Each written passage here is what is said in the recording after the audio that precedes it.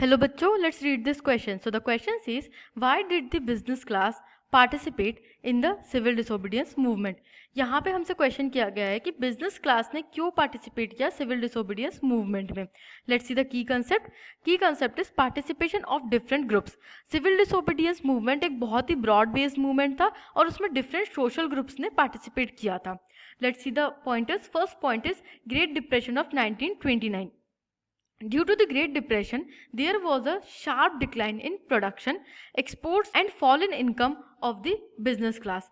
Indian exports and imports nearly halved.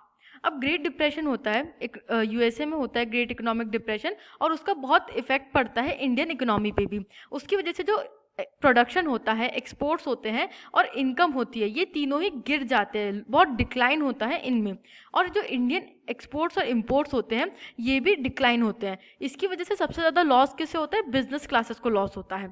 Second point is colonial restrictions. There were many quantitative and qualitative controls on the Indian industries which were hindering their growth. Indian markets were being flooded with Manchester goods, whereas Indians were not permitted free trade. अब बहुत सारे colonial restrictions थे over the quantity and quality of products Indian industrialists were making and selling. इसकी वजह से उनका जो business था वो बहुत ज़्यादा हिंडर कर रहा था, वो अच्छे से ग्रो नहीं कर पा रहा था.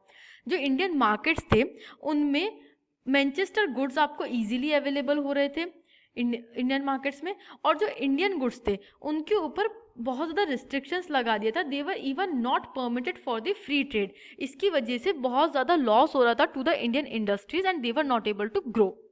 Third point is expansion of business. During World War I, Indian merchants and industrialists had made huge profits and became powerful. Keen on expanding their business, they now reacted against the colonial policies that restricted business activities. They wanted protection against imports of foreign goods and a rupee sterling foreign exchange ratio that would discourage imports. अब जो businessman थे वो चाहते थे कि हमारा business भी expand करे. इंडस्ट्रियलिस्ट जो थे वो चाहते थे कि बिजनेस एक्सपैंड करे. वर्ल्ड वॉर 1 के टाइम पे इंडियन मर्चेंट्स का बिजनेस एक्सपैंड करता है और वो प्रॉफिट्स कमा करके एक पावरफुल पोजीशन गेन कर लेते हैं इन दी सोसाइटी. इसके बाद वो चाहते थे कि हमारा बिजनेस एक्सपैंड करे, but due to colonial restrictions वो पॉसिबल नहीं था. They wanted protection. वो प्रोटेक्शन चाहते थे against the import of foreign good. जो भी टैरिफ्स एक्सेट्रा से प्रोटेक्शन प्रोवाइड करी जाती है वो प्रोटेक्शन चाहते थे. एंड दे वॉन्टेड एक रुपी स्टर्लिंग फॉरेन एक्सचेंज रेशियो चाहते थे जिससे कि ईजी फॉरेन ट्रेड हो और इम्पोर्ट्स को डिस्करेज किया जा सके. Fourth point is interpretation of Swaraj. Most businessmen came to see Swaraj as a time when colonial restrictions on business would no longer exist and trade and industry would flourish without constraints. अब different societies ने civil disobedience movement में participate किया and they had their different interpretation of Swaraj. सबके लिए स्वराज का मतलब अपना different interpretation था.